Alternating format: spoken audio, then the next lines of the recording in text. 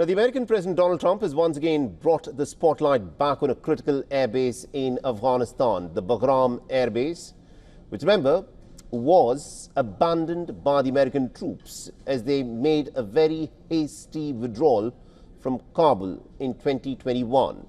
And now, 4 years on, the American president wants that airbase back for the Americans in Afghanistan, a move that is expected to have a substantial impact in the region. Now, Trump made these surprise comments during his state visit to the United Kingdom. During a joint press conference with the British Prime Minister Keir Starmer, Donald Trump said, "We're trying to get it back, by the way." Listen in.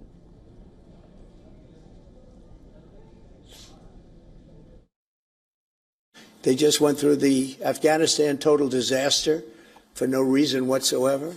We're going to leave Afghanistan, but we're going to leave it with strength and dignity. And we're going to keep Bagram, the big air base, one of the biggest air bases in the world. We gave it to them for nothing. We're trying to get it back, by the way. Okay, that could be a little breaking news. We're trying to get it back because they need things from us. We want that base back. But one of the reasons we want the base is, as you know, it's an hour away from where China makes its nuclear weapons. Now, the Bagram Air Base has immense strategic importance for the United States. It is located just about 42 kilometers from the capital city of Kabul's international airport.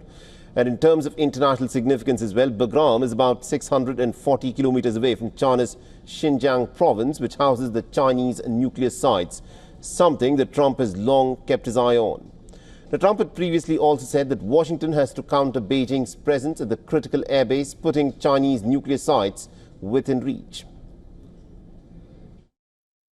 I think that the United States regaining Bagram makes strategic sense because it's a direct check against China to the east, China's nuclear weapons in the western part of China are within striking range from Bagram. Same, with the heart of Russia and Iran.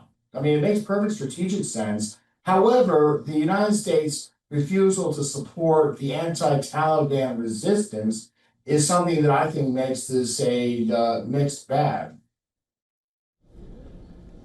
Now, built by the Soviet Union in the 1950s during the Cold War, the Bagram Air Base became Russia's main base in Afghanistan after the 1979 invasion. The United States took over Bagram in 2001 while pursuing Osama bin Laden and then toppling the Taliban government back then. The Bagram has two runways, and one of them is capable of handling bombers and large cargo aircraft. The airbase also has other key infrastructure like parking slots for well over 100 fighter aircraft, a 50-bed hospital, and it can also accommodate substantial forces as high as 10,000 troops, which the Americans had stationed there.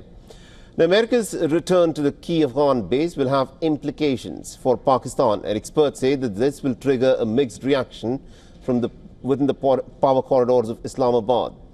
In his latest comment about the Bagram airbase, it is unclear what Donald Trump meant about Afghanistan wanting things from the United States. But Bagram's flailing economic condition since the Taliban takeover is pretty well known. So as of July 2021, the United States had about 750 bases in at least 80 different countries with 120 active bases.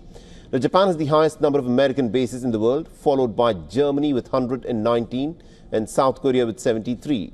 And as per the data published in the Conflict Management and Peace Science Journal, the United States has about 173,000 troops deployed across 159 nations as of 2020. Now, as for West Asia, the largest American military base in the region is the Al Udeid Air Base, located on the outskirts of Doha in Qatar.